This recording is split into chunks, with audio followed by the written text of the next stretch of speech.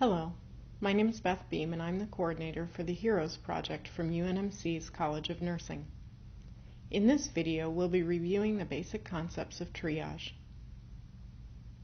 Triage is a French word which means to sort. It's used in emergency situations when there are more victims than rescuers. Usually in such situations, resources are limited, so the goal is to do the greatest good for the greatest number. In an emergency situation, it's important to stop, look, listen, and think. Sometimes this is the hardest thing to do. You should begin by identifying yourself and then conduct voice triage. For example, say, "I am Beth with the Medical Reserve Corps." If you can walk, come to the sound of my voice. You should assign someone to tag those who respond to the voice triage. Remember that even walking patients can be critically hurt. You should then evaluate each remaining victim and tag them, systematically evaluating the scene. A triage tag can be a simple colored strip of plastic to denote the category for the victim, or a complicated card, such as this one, with many barcodes and data fields. This card becomes part of the patient's medical record.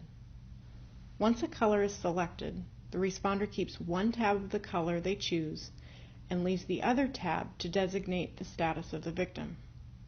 You can see this tag includes a pink strip for contamination.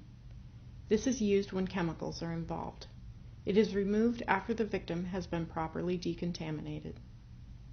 There are 4 common classifications for triage tags.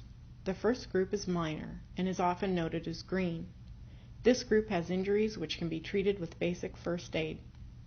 The second group is delayed and is usually designated as yellow. This group has injuries requiring medical treatment, but they are not life-threatening. The third group is immediate and is often noted as red. This group has life-threatening injuries which require rapid treatment. The last group is deceased and is often designated as black. This group is not spontaneously breathing, so they are considered dead unless additional resources arrive. The first step in triage is to open the airway and check for breathing. This is a simple count of breaths per minute. More than 30 breaths per minute indicates shock. These victims should be tagged immediate and treated for shock. If the victim is breathing less than 30 per minute, you can move on to step 2.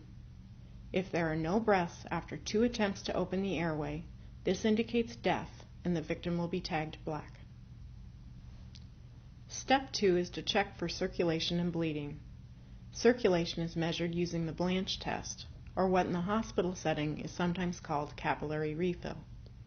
This is done by simply applying pressure to the nail bed and counting the time it takes for color to return. If normal color takes more than 2 seconds to return, the victim is tagged immediate. In a situation where a victim has severe bleeding, we need to get it under control by applying pressure to obvious wounds.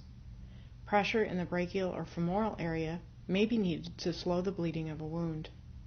When working in a situation like this, standard precautions such as hand sanitizer and gloves should be used by the triage team when available.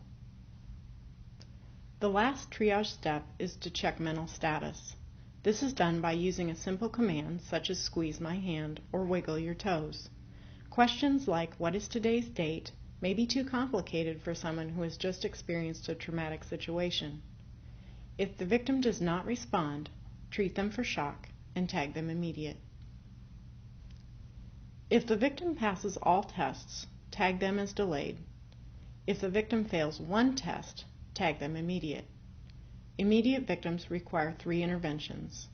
Make sure each victim in the scene gets a tag. The interventions for an immediate victim include airway control, bleeding control, and treatment for shock. Airway is managed with the head tilt chin lift maneuver. Bleeding may require direct pressure, elevation of a wound above the heart, and the use of pressure points at the brachial or femoral artery. The treatment for shock in this setting is to lay the person on their back with their feet elevated and airway open. Bleeding should be controlled. Monitor body temperature with a blanket or clothing. Even on a warm day, the person may be chilled. In order to get a better idea of how this works in practice, let's take a look at some examples demonstrated during a simulated triage event. There are two triage teams active in this scenario. The yellow team begins by announcing who they are and, if you can walk, come to the sound of my voice. They then begin to triage those who come forward. The green team heads out amongst the remaining people. The first casualty has respirations of 32 per minute, a capillary refill time of 3 seconds, and her mental status is that she is able to follow commands but is agitated. She is tagged as immediate. The second victim has been evaluated to have respirations of 0, there is no response to capillary refill, and shows no response to mental status questions. She should be tagged as deceased. The third person has respirations of 20 per minute, a capillary refill time of less than 3 seconds, and is asking if she can help in any way. She is tagged as minor. Finally, the last casualty has respirations of 28 per minute, a capillary refill time of less than 3 seconds, and her mental status is that she is able to follow directions. She is tagged as delayed. Triage is a challenging task. Time and resources are limited, so it's okay to recruit help from survivors who are able. Feeling useful may help them to cope with the situation. Try to avoid the pitfalls of triage, which include poor planning, indecisive leadership, narrow focus, and the desire to render more extensive treatment. This is only a framework for sorting patients. Individual event characteristics and resources available may alter the triaging of victims.